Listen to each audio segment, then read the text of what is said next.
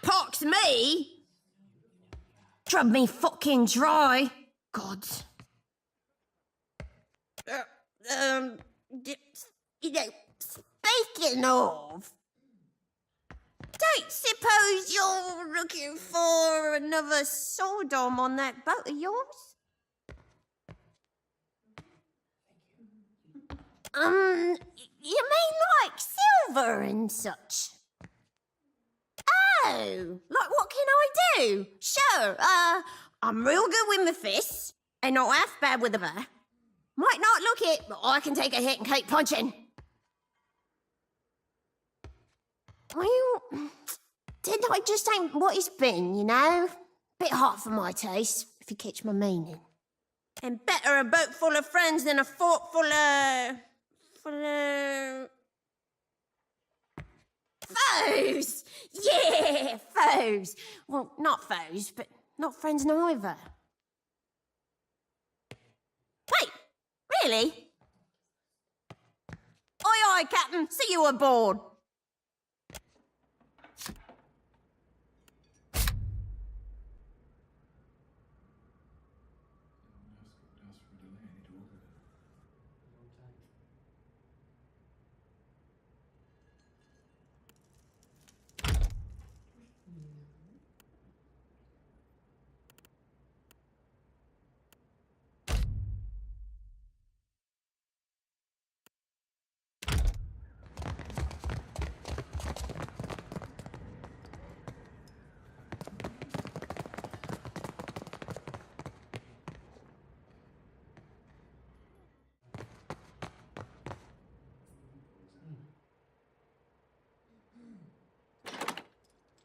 That wasn't so hard.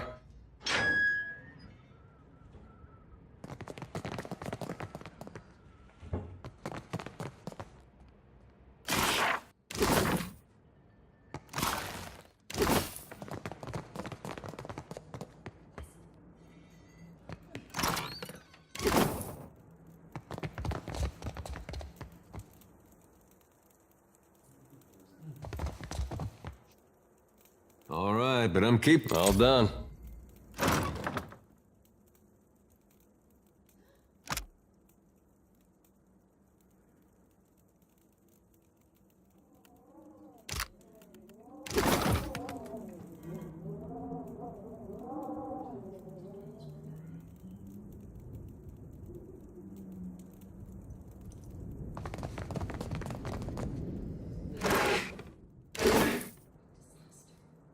Leave off it, you gut-cutting borecock.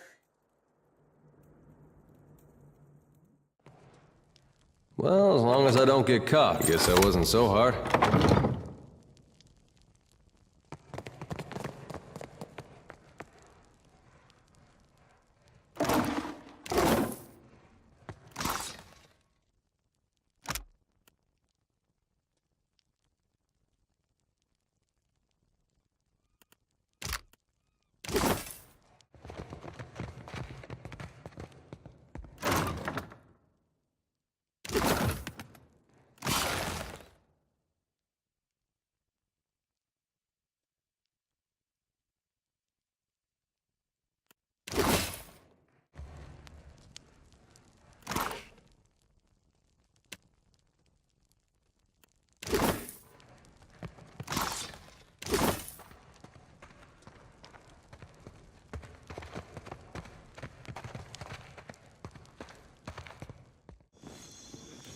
How may I help?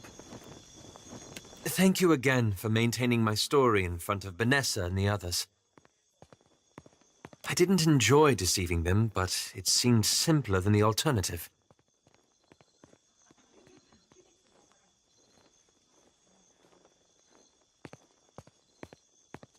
I'm working against one of the most secretive organizations in all of Aora. One with a rather troubled history as far as animancy is concerned.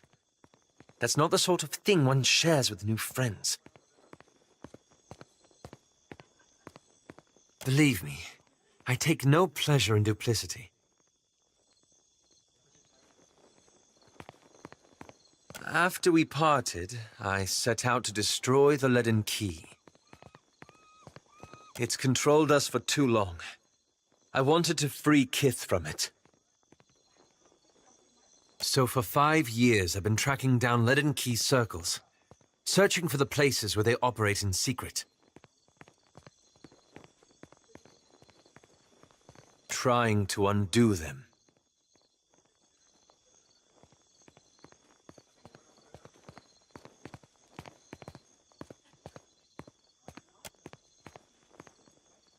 The task has been more difficult than I anticipated.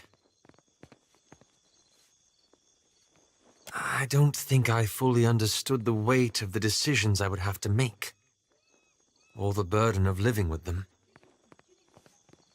It was much easier when I only had to follow someone else's lead. My father's, Theos's, yours. I wish I knew. After we defeated Theos, I thought the hard part of undoing his work would be tracking down the Leaden Key's members and operations.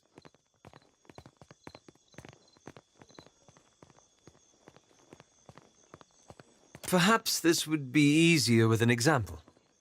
I went to a village in Old Valia, a run-down backwater of a place. Aye, right home like it was. Centuries ago, the Leaden Key had intervened to end some heretical cult. The details were lost, but what had endured was a practice of ritual bloodletting. A gruesome, pointless tradition. You got an eye for charming little towns, I'll say that much. At every full moon, the villagers would feed the soil with their blood. No one, young or old, sick or hale, was exempt. That's where it gets complicated. The village priest administered the practice. Grim old fellow. Reminded me of Theos. Wicked old bunbag, 'tis what the lad means. He was a tyrant. I was certain that if the villagers were free of his influence, they'd be free from the bloodletting too. So I arranged for him to have an accident.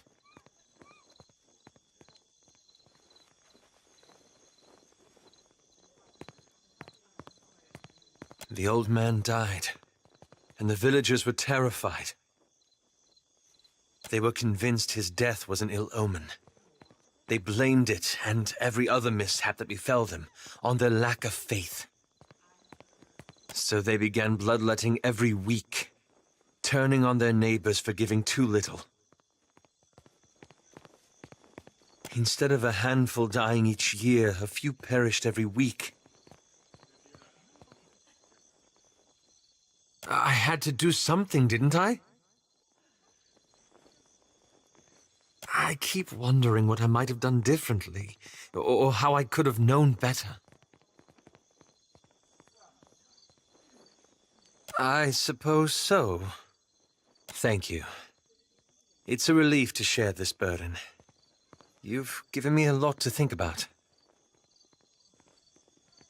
Ah, that.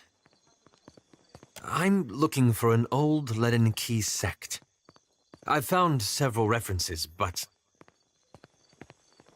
I want to be sure. Please, let me go over my notes again. Then I promise I'll tell you everything.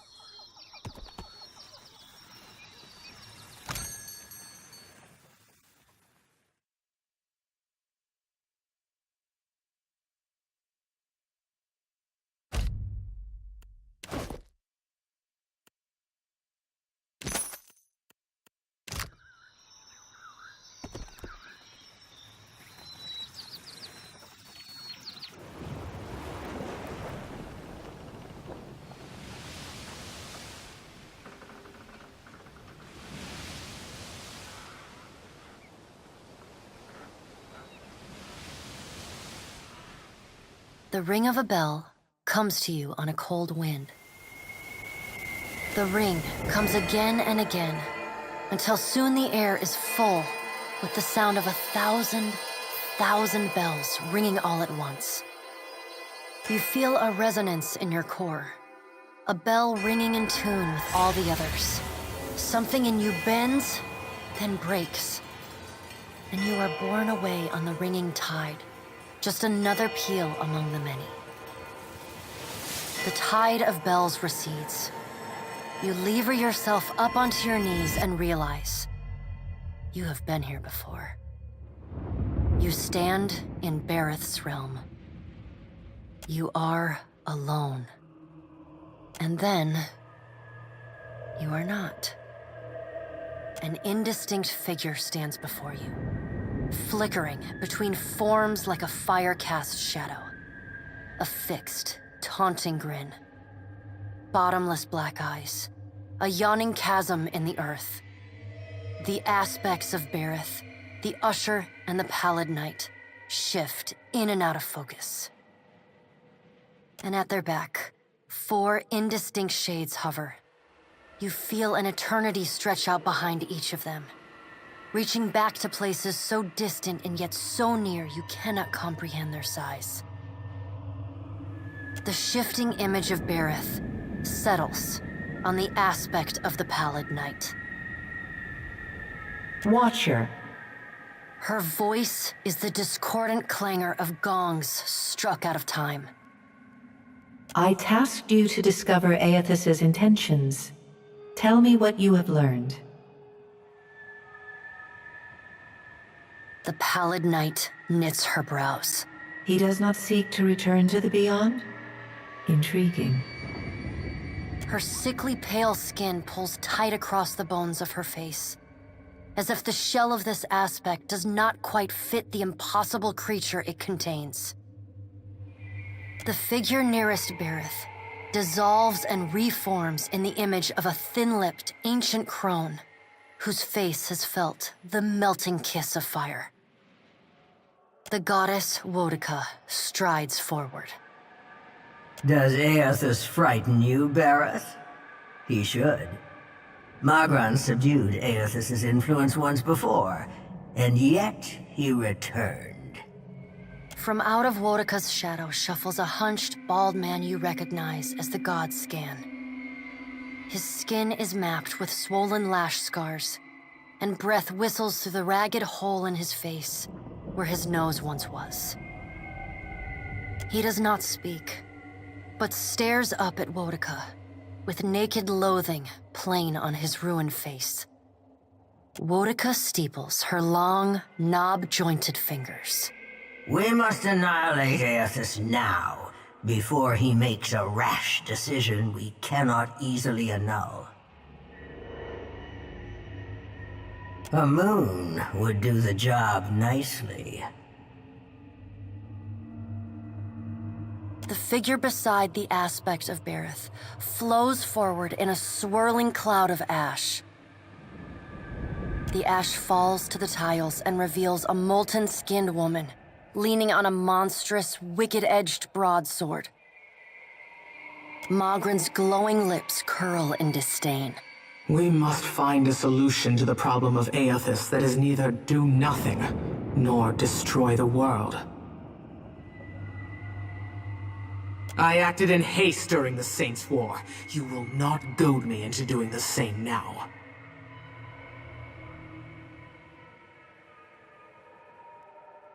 To move against him while his plans are unknown would be the height of foolishness. We must find wisdom in precaution. Another of the silent figures steps forward, and the warm, golden light of a summer's afternoon spills across your face. Let's all take a deep, calming breath. Perhaps cooler heads will prevail. Behind Helia's words, you hear the soft coo of doves. Eothas has been separated from us for too long. Isn't it possible he intends only to gather enough souls to reclaim his realm in the Beyond? He should be welcomed. You look up then into avian eyes, Through them, you see clouds of starlings converge and divide.